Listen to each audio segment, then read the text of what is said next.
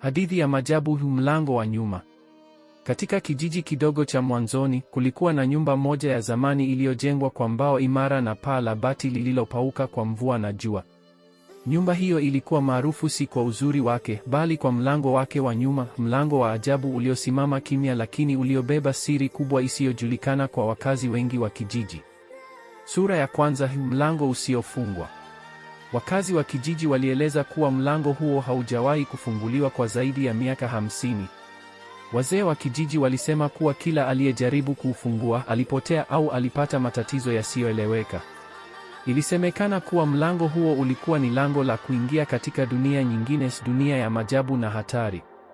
Lakini kijana mmoja jasiri aitwaye Kito, ambaye alipenda vituko na aliamini kuwa siri yoyote inaweza kufumbuliwa, alidhamiria kutafuta ukweli wa mlango huo. Usiku wa maamuzi.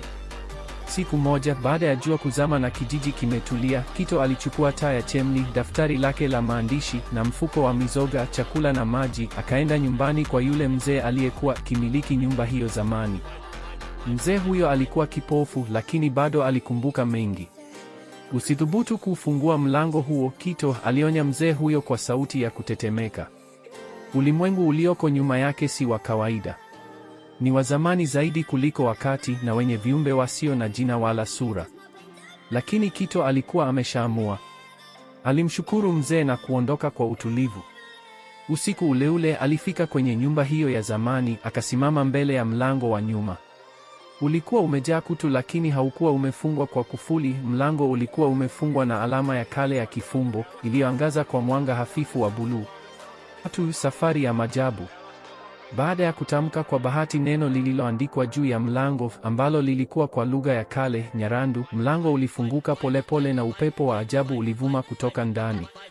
Kito alipiga hatua ya kwanza ndani, na ghafla akaingia kwenye msitu wa taa zinazopaa angani, mito ya sauti na viumbe waliovaa mavazi ya mwanga. Dunia hiyo haikuwa ya kawaida, ilikuwa ni mseto wa ndoto, hadithi na hofu. Huko alikutana na mnyama mzee mwenye sura ya simba lakini mwenye mabawa ya tai, aliyejulikana kama mlinzi wa mlango. Mlinzi alimweleza Kito kuwa alichaguliwa kuamka ndoto ya vizazi vilivyosahauliwa, na kwamba mlango huo ulitungwa ili kuwajaribu wanadamu wa moyo safi.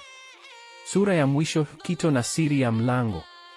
Baada ya kuishi humo kwa siku 7 ambazo duniani zilikuwa dakika chache tu, Kito alijifunza hekima ya dunia hiyo ya ajabu. Alirudi kijijini akiwa na zawadi ya kujua lugha